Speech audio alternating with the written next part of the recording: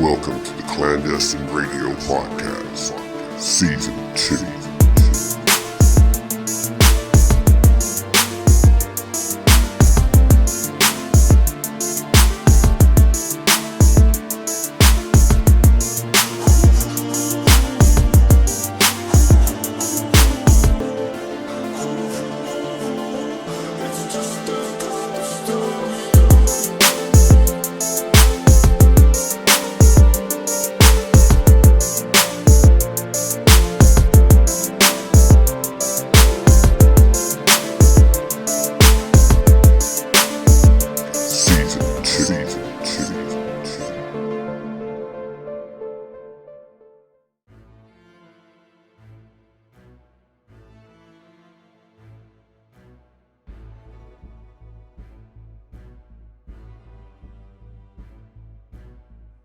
Good evening, curious minds across the world, and welcome to the Clandestine Radio Podcast.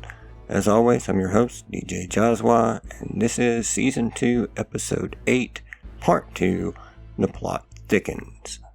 Thank you for joining me once again as we take yet another journey through the unknown in hopes of uncovering the truth about the Octopus and the death of Danny Casolaro.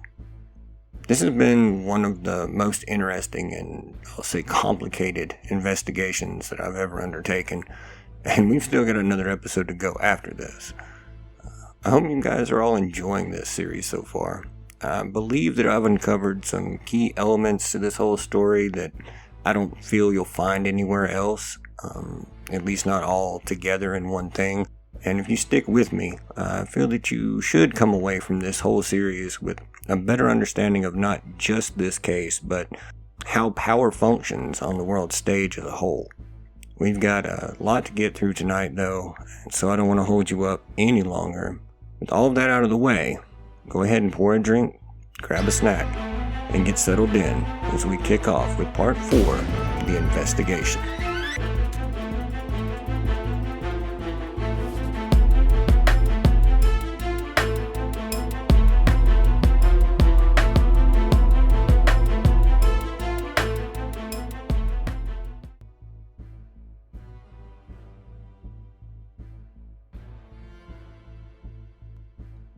Several things occurred towards the end of the Cabazon Arms and Whack and Hunt joint venture that would set in motion events that would play out over the course of our story. We've discussed a few of those things, such as the financial situation and the torture and murder of Paul Maraska. One of the characters that I chose to leave out until now was also involved with the Cabazon operation and would later become a key source for Danny, who he would dub Clark Gable. And that was a man by the name of Robert Booth Nichols. No relation to Doc Nichols, by the way. And for the sake of making things at least slightly less confusing, we'll just refer to him as Bob Nichols from here on forward. He is yet another member of our rogues gallery that is extremely tough to really pin down. There's what is known about him, what can be reasonably inferred, and the mythos around him that may or may not be completely true. What is known is that Bob was born on March 6, 1943, and grew up in a wealthy upper-class family in California with 3 siblings. His father was a successful doctor to the stars, and the family lived up in the Hollywood Hills, which is where Bob grew up.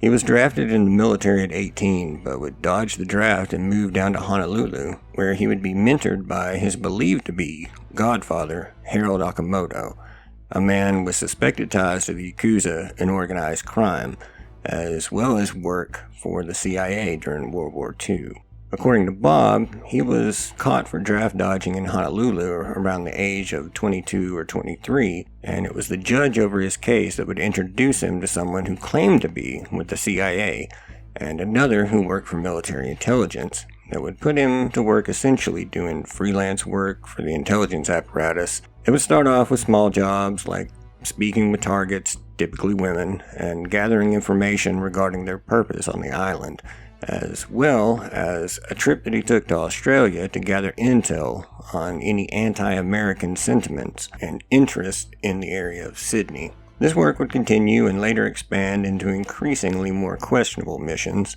His work, it would seem at least, would be off-books, cash-only jobs where the CIA or military would have plausible deniability should this civilian of theirs get picked up or questioned in the line of his work. This makes any sort of concrete proof, however, or verification of all of this extremely difficult to prove, meaning it's virtually impossible to say with any degree of certainty what all he was actually involved in. Former boxer/actor Jack O'Halloran described him as a, quote, real-life Jason Bourne who would undertake risky missions worldwide at the behest of the CIA. Journalist Guy Lawson would paint him in his 2009 feature article for New Yorker magazine as a self-described black ops fixer who knew the ins and outs of the Illuminati. Many describe him as a con man, but one with many nefarious connections. Aside from his early potential Yakuza connection, he also had ties to mobsters in the Gambino crime family, as well as people like MCA VP Eugene Giaquinto, whose side business was apparently laundering mafia money. MCA Entertainment, which at one time represented Ronald Reagan during his acting career, by the way, would catch the attention of the FBI for some suspicious financial transactions. Giaquinto had also been on the board of directors for Bob Nichols' Meridian International Logistics, or MIL, and also held some 10,000 shares of stock in the company. MIL would later be investigated by the LA branch of the FBI for allegedly passing classified secrets to affiliates in Japan and Australia. Japan, interestingly enough, would later purchase MCA Corp. In one of the largest corporate buys to ever take place in U.S. history.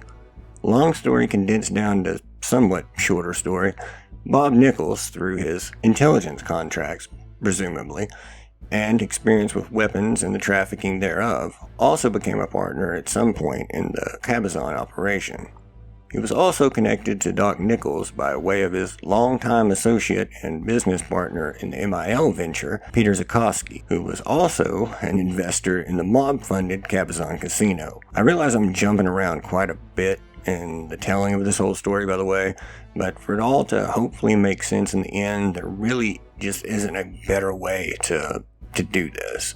There's simply too much to each part to get too deep into the details of each thing without completely losing sight of the overall narrative. But if you'll bear with me, I promise to circle back and to fill in the most important details whenever it makes the most sense. For now, though, the key detail here is that shortly after the murder of Paul Maraska, Bob Nichols would be the one to impress upon Riconosciuto that he was likely in great danger if he stayed, and that he should leave Cabazon and go into business with him. While the two would seemingly work together in various manners after Cabazon, reports vary as to the extent and details of the work that they did. Nichols' MIL would, however, spawn a weapons company called Meridian Arms Corporation that had Riconosciuto listed for a brief stint at least as the vice president.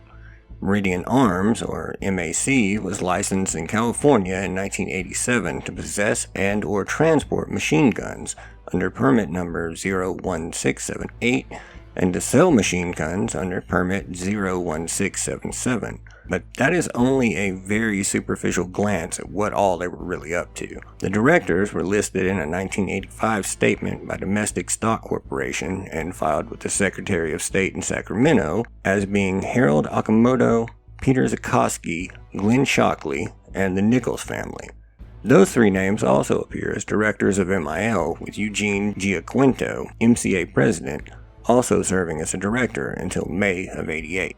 Which is when he would resign and return his 10,000 shares as a direct result of the LA Organized Crime Task Force investigation that was headed up by Thomas Gates at the time. The company also was involved in biomedical and biological technology ventures, including work with Japan on a technology for induction and activation of cytotoxic T cells, referred to as CTL. Again, Nichols is a tough one to pin down. But to bring some things into perspective, we have an international arms dealer with a spot on the board of FEDCO, First Intercontinental Development Corporation, which is a CIA cutout, by the way, investing in a, quote, method for induction and activation of cytotoxic T lymphocytes, but why? It's possible that that answer can be found on an obscure letter with Wackenhut/Cabazon letterhead that was dated January 20th, 1988 and addressed to Dr. Harry Fair at Tactical Technologies in Arlington, Virginia, which is a hotbed for spooks and both official and unofficial government projects. The letter was from Dr. John P. Nichols and Cabazon and mentioned several interesting points. One was that February 15, 1983, Dr. Nichols would be sending Dr. Fair a, quote, unique list of agents and production techniques related to biological warfare, and that the Stormont Laboratories business plan that Doc Nichols had mailed to him previously was to prepare him for what he would be sending regarding biological warfare. Also discussed was their use application in small countries bordering Albania or large ones bordering the Soviet Union, both of which are areas of CIA ops going back to the 50s. Discussed in supplementary documents was info pertaining to the ability to reorganize, synthesize genetic structures, and to modify lymphocytes or immune cells with hybridoma technology. One document titled Possible Military Applications Utilizing Hybridoma Technology noted gene splicing technology provides the ability to produce pathogenic agents, i.e. viruses, and that weaponry of this nature is limited only by the imagination of the scientist involved. Also included was a proposal to develop monoclonal antibody test kits to detect the presence of these biological agents in the field. A lab-created vaccine for a lab-created virus was also included in the proposal submitted to Peter Zukoski in December of 1982 by Doc Nichols. Any of that sound familiar to any of you guys? It's unknown if this is the same or similar technology that Bob Nichols and MIL were fronting to the Japanese, but it's clear that they were dealing in both traditional and biological weapons. 3 months later, April 13th of 1983, Bob Nichols wrote someone named Joseph Proloznik, repeating the exact same weapons proposal that Doc Nichols had sent to Dr. Fair. From what I was able to dig up, Joseph Proloznik was an attorney in Wisconsin who worked to help the Menominee tribe regain their tribal status and was instrumental in creating the Potawatomi Hotel and Casino. Most likely, their similar lines of interest with tribal affairs is how he was connected to Doc Nichols, but it's unclear why Bob would send the proposal to him exactly. He was briefly in some hot water with accusations of engaging in conduct involving dishonesty, fraud, deceit, or misrepresentation, which is a broadly worded rule of conduct no-nos under SCR 20:1.8 regarding attorney conduct of their judicial code, stemming from an alleged conflict of interest and fraud case. Dr. Fair, however, popped up in a Wackenhut interoffice memorandum from May of 1981 detailing a visit by Robert Fry, who was then vice president of Wackenhut in Indio, California, to Dr. Harry Fair, who is listed as Chief of Propulsion Technology, Applied Science Division, and others at Picatinny Arsenal in Dover, New Jersey, which was listed officially under the heading of U.S. Army Armaments Research and Development Command, Large Caliber Weapons Systems Laboratory, or ARRAD-COM. This memo details the extensive relationship between Wackenhut and the Cabazon operation, and highlighted the significance of Peter Zukoski and projects there, including a proposed R&D facility for the production of 120mm combustible cartridge cases for sale to the U.S. Army and NATO. Zukoski being one of the few people in the world with intimate knowledge of that process. The memo also outlined other off-books transactions related to arms sales to everyone from NATO to North Korea and Iraq, North Korea being an important conduit at the time for moving off-books weapons into Iraq by both the US and Soviet Union, who were essentially competing to provide them with weapons at the time.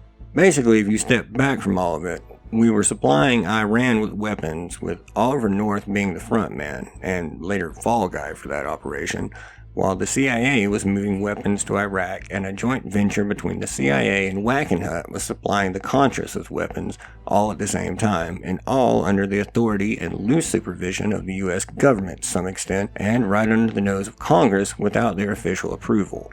Wackenhut's involvement in the whole operation was largely centered around the efforts to aid the right-wing Contras in Nicaragua in their efforts to overthrow the Marxist government which had come to power in '79 following the Nicaraguan Revolution, despite Congress banning such aid in the Bolin Amendment.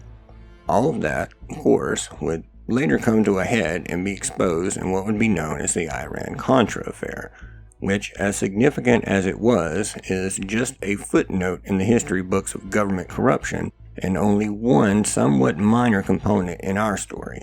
After all of this, and a ridiculous amount of other side stories that I could never hope to cover within the scope of these episodes, Bob Nichols and Michael Riconosciuto would have a falling out, and wouldn't really cross paths again as far as I can tell. The closest they would ever come would be when both men would later become sources for Danny's Inslaw/Octopus investigation, which we will discuss more in just a second. Riconosciuto's father, Marshall, was also fairly deeply entwined with some shady dealings, and would be one reason that Michael would end up with many of the unlikely connections that he would come to have over his lifetime. They at one time jointly owned Hercules Research Corporation in Hercules, California, and his father was also a partner in Pyrotronics Corporation with Patrick Moriarty, who had connections to Peter Zukoski and Bob Nichols, and was also the Red Devil Fireworks magnate, if you will, and likely played a role in their meeting one another. The timeline of events is so vast and all over the place, though, that it's really hard to say for sure. The main reason that I brought up Marshall and Hercules Research Corp. Was because they have a close connection to a company called BioRad Laboratories, which shares the property that Hercules is on in California. BioRad is a story on its own, and among other things, they produce some of the most hazardous biological and nuclear chemicals in the world for medical research, of course.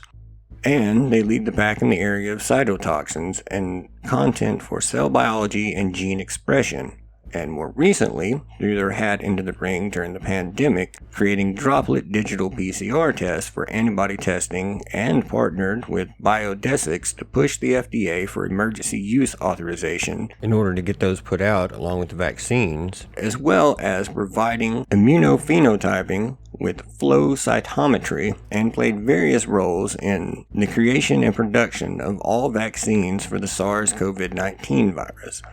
According to Riconosciuto, they also played a major role in the cytotoxin to lymphocyte element of the bioweapon that Cabazon was pitching to the military, a weapon that, according to him, can target and selectively wipe out whole segments of the population based on race and genetic information. Side note, the NIH is the primary customer of BioRad's products.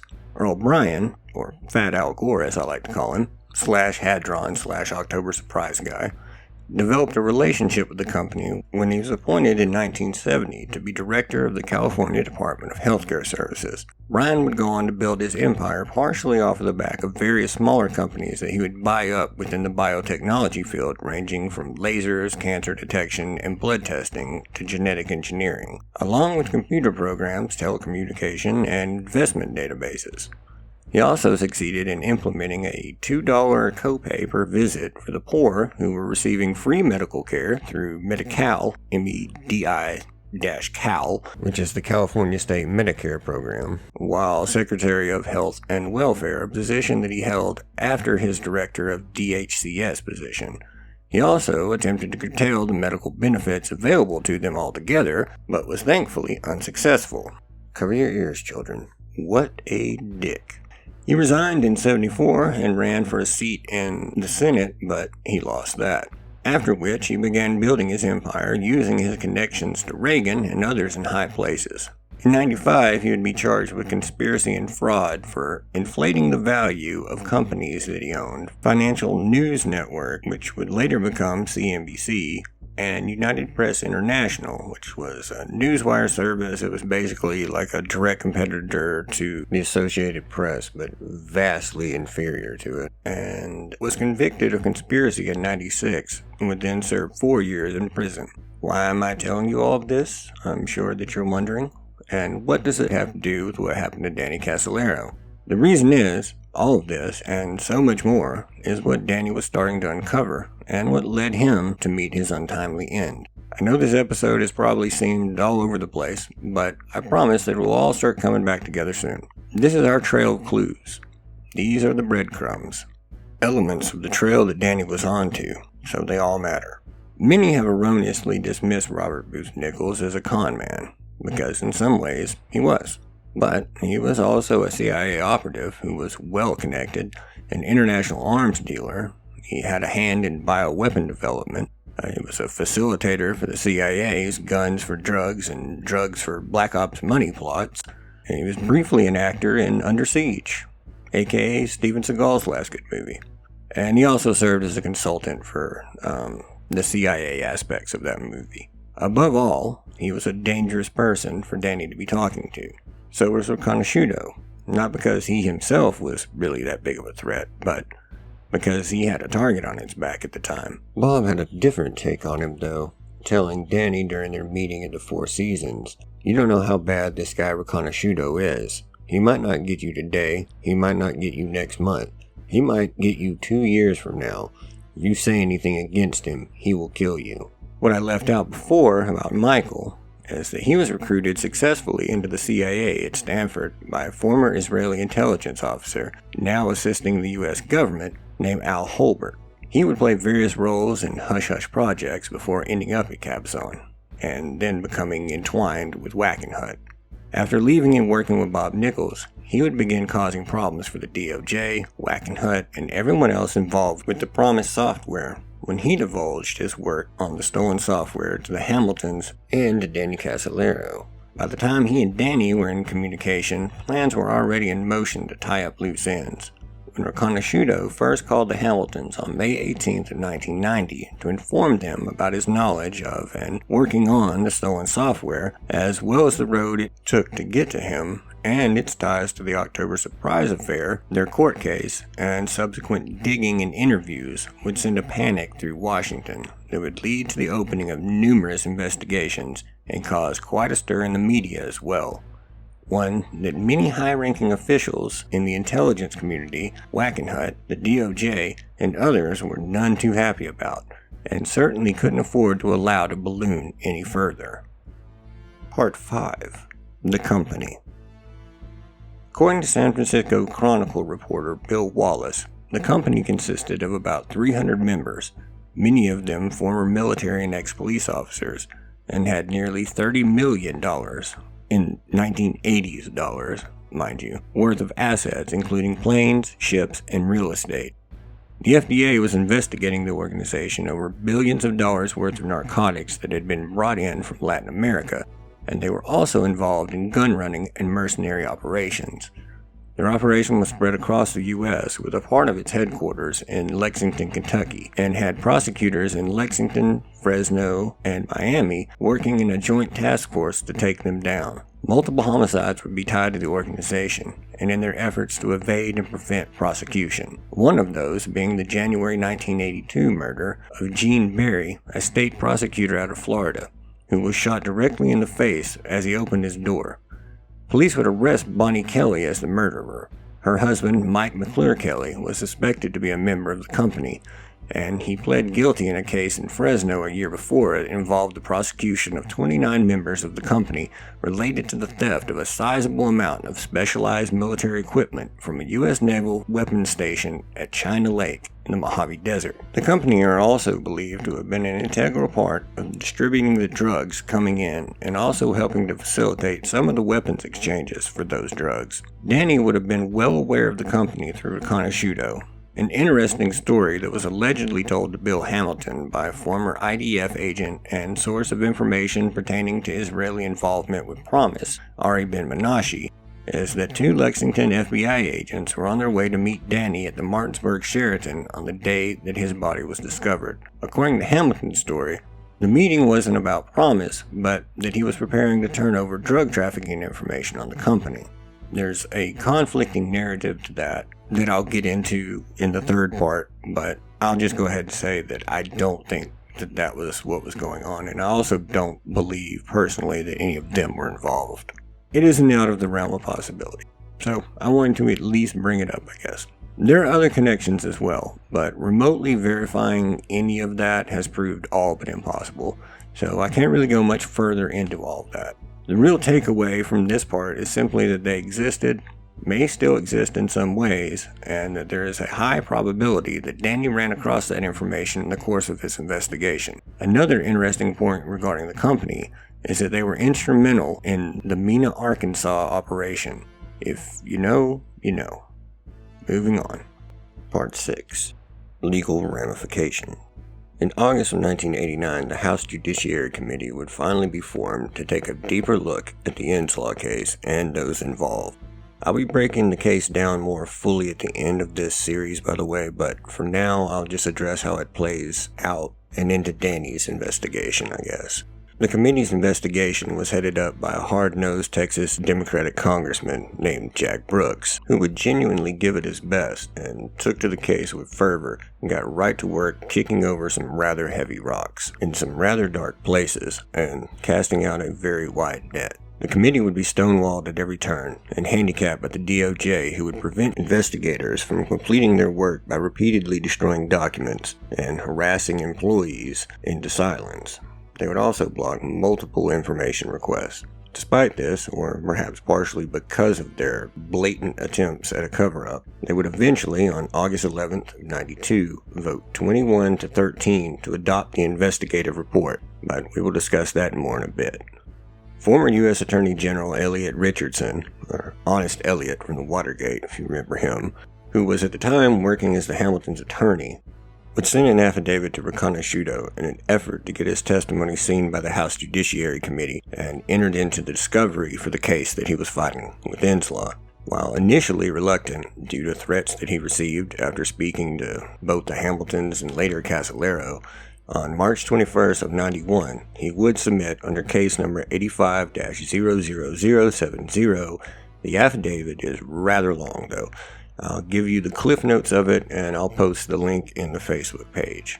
It starts off describing the work that he did in the early 80s when he was director of research for the joint venture between Wackenhut and Cabazon on the reservation to develop and or manufacture materials used in military and national security operations, including night vision goggles, machine guns, fuel-air explosives, as well as biological and chemical weapons.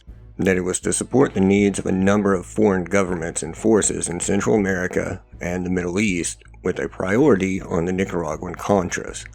Its close relationship with elements in the U.S. government, including representatives of intelligence, military, and law enforcement. The intimate involvement of someone that I've waited to disclose up to this point, one Peter Vitanix of the DOJ, and Earl Bryan, his close associate with ties to U.S. intelligence, his work on Promise in 83 and 84, stating that Earl Bryan made it available to him after he acquired it from Peter Vitanix, who, for the record, handled the contract between Inslaw and the DOJ for use of the software. He explained how the modified software was to be used through intelligence services, Vitanix's conversations with him to persuade him not to cooperate with any investigations into the software, as well as offering both carrot and stick approaches to either help with a court case that he was currently dealing with his then wife. It was like a custody battle for one of her kids from her ex-husband, or to involve him in a case along with his father of a business associate of his who was currently on an indictment that hadn't even been made public at that point, and underscored his power to influence decisions within the DOJ. He also threatened that if Riconosciuto cooperated with the House Judiciary Committee, that credible witnesses would be brought forward to contradict any claims that he made, thus perjuring him. After submitting this affidavit, the threats against Michael would ramp up, assuring that he would be, quote, put away forever, as he was told whenever he first began helping the Hamiltons, and to cease and desist cooperating, or that he would pay the cost. He would relay these concerns to Danny, whom he was in regular contact with at this point. Things would come to a head on the night of March 29th, 1991, when Riconosciuto would be pulled over by the DEA and arrested on federal drug charges, supposedly related to precursors found at one of his properties that are needed in the production of methamphetamine. It's important to point out, though, that no actual drugs were found in this raid. File that away for in a second. One of Michael's first calls from jail would be to Casolaro to inform him of a tape that he had on him and that he had had to throw out of the car shortly before being pulled over. On this tape was alleged to be recorded phone conversations of the threats that were made to him by DOJ officials. Danny would immediately hop on a plane and fly out to Tonascat, Washington in an effort to search for this lost tape of his, arriving 2 days after Michael's arrest. Danny, however, would spend days searching for this tape in vain before meeting with Michael at the jail on his last day in town, but it would lead nowhere. Michael would later be sentenced and convicted on what amounted to trumped-up charges, and despite the lack of any actual drugs being found, he would spend 26 years in prison. Barium was the number one chemical that they found, I believe, if I remember that correctly, which maybe it's used in that production, but it's also used in like high voltage electrical work and several of the other projects that Michael was working on. So there really kind of is a very good excuse for that being there, but I digress. Danny, now down to one primary source, would begin regular phone calls with Bob Nichols, who eventually agreed to show Danny the big picture and to lay out all of the ops that he was involved in. Danny would meet with Bob in Washington, D.C., where he would pick him up at the airport and drive him back to his room at the Four Seasons Hotel. Bob would explain that Cabazon was far from an isolated venture and was really just a piece in a much larger puzzle of how it all operates through a hidden network of operations that span the globe. That it involved BCCI, who were currently embroiled in their own major scandal at that time, a scandal that ran the gambit of illegal arms deals, drug running, kidnapping, and bribery of U.S. officials at the highest levels of government, as well as a bank called Nugent Hand Bank, all with ties to the CIA slush fund money that was used to pay for covert ops which Congress wasn't willing to support. They would spend 3 days discussing various matters related to Danny's investigation. Despite best efforts and poring over all of his notebooks and documents from this time, I wasn't able to locate the full breadth of the notes from their discussions. Also, Bob wouldn't allow Danny to actually record him or to take full notes out in the open, so he basically just had to jot down the little bit that we do know comes from cocktail napkins and little scraps of paper that Danny was quickly and quietly able to scribble down the big points on. He would, however, leave with the impression that all of the scandals that had come out were just a tiny fraction of what really goes on, and that it's all connected to a rogue intelligence network that goes back decades. At the end of their 3 days together, Bob would leave Danny with a chilling statement, just casually delivered over dinner. That being, quote, "I wish you weren't a writer. You know too much. Now you're going to have to die." After this meeting, Danny would return home and begin writing on a book that he was putting together to expose the octopus, a term first used by Dan E. Moldia in his book Dark Victory, Ronald Reagan, MCA, and the Mob, where he used that term to describe a very similar alliance of corrupt individuals. I don't know that Danny read that book, or that that's where he took that term from, but it kind of lines up. The draft that he started to try to write so he could get it picked up by the publisher was titled Behold a Pale Horse, a true crime novel. And Danny would describe it as a, quote, haunting odyssey that depicts a manifesto of deceit, decisions, and conscience, good and evil, intrigue and betrayal. The book begins by diving into John Philip Nichols and the Cabazon operation. He was seeking to document and expose the web of covert operatives, super surveillance software, and transnational spies involving high-ranking officials in the government, DOJ, and intel services, and their clandestine networks used to move money, weapons, and drugs around the world. His octopus consisted of a group of U.S. intelligence vets that banded together in order to manipulate global events in an effort to consolidate and expand its power and influence. The group had first joined forces in a covert op to invade Albania, one that was betrayed by notorious British traitor Kim Philby, British intel officer, and he was a Soviet spy. He's notorious back in the day. Most of you probably never heard of him. The octopus also overthrew Jacob Arbenz in Guatemala in '54, targeted Fidel Castro, leading to the Bay of Pigs fiasco, and began in earnest the modern CIA coup machine that went on to work in Angola, Rhodesia, Zimbabwe, Nigeria, Chile, Iran, Iraq, and a long and still ever-expanding list of others. He identified a group of around 12 main players initially, consisting of names like Ray Klein, Thomas Klein, Theodore Shockley, George Pender, John Nichols, Richard Helms, E. Howard Hunt, and of course, George H.W. Bush, a group who ultimately all of the octopus tentacles led back to in some way, a group that coalesced in the shadow of the Cold War and the backwaters of U.S. intelligence, rising from the spy networks of the Second World War, and whose tentacles have successfully penetrated all factions of organized crime. As Danny would describe it in the early drafts of his book, Danny would also write that Cabazon and Promise were merely tentacles of the octopus which moves money and power around the world to achieve its evolving goals. In April of '91, Casolaro told an old friend and business partner, Pat Clausen, that he had uncovered a web of corruption while investigating the Inslaw case, and that it involves top-ranking DOJ officials, New York organized crime figures, and cartel traffickers jointly bankrolling off-the-books intelligence projects, including Iran-Contra.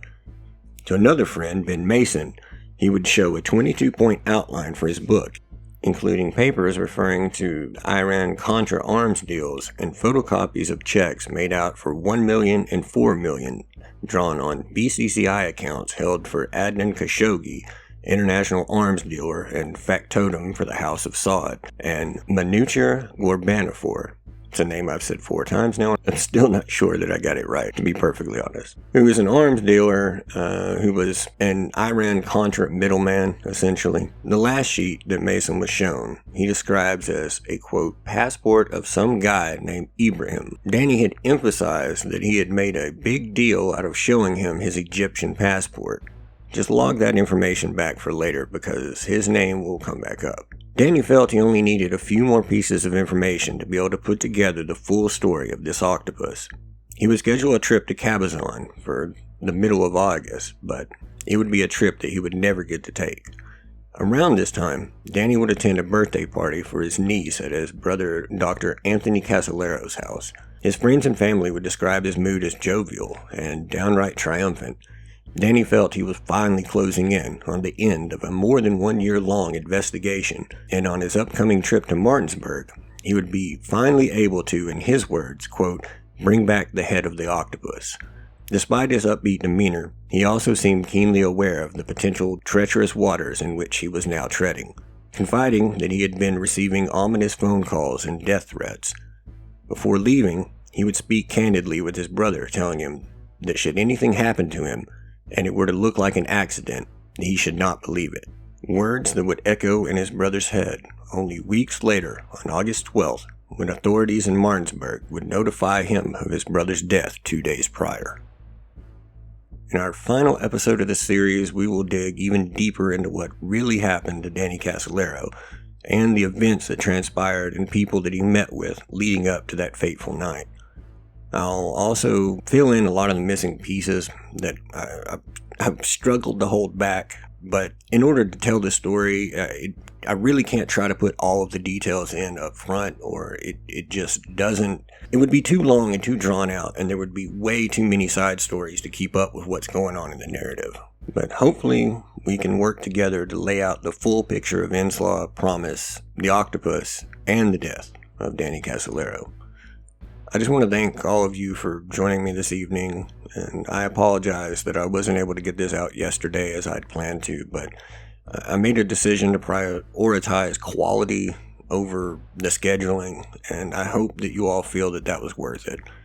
I know this story is dense, and it probably feels like it's all over the place a lot of the time, but it really is the only way to bring you guys this story in any sort of a meaningful way, and with as few of those long, drawn-out detours as possible. There is just a ridiculous amount of information involved with this case, and it spans decades of time. I really appreciate you for sticking with it, though, and I promise that things will start making more sense as it all starts to come together in the next episode. In the meantime, though, I'll be posting documents on Facebook page, dropping some exclusive kind of behind-the-scenes stuff about the investigation into the Discord chat, which I'll be in tonight fielding questions whenever I can for the rest of the evening, probably, and chatting with you beautifully curious minds out there. So stop by. And as always, take care of each other out there and yourselves. And I'll talk to you all again real soon on the next Clandestine Radio.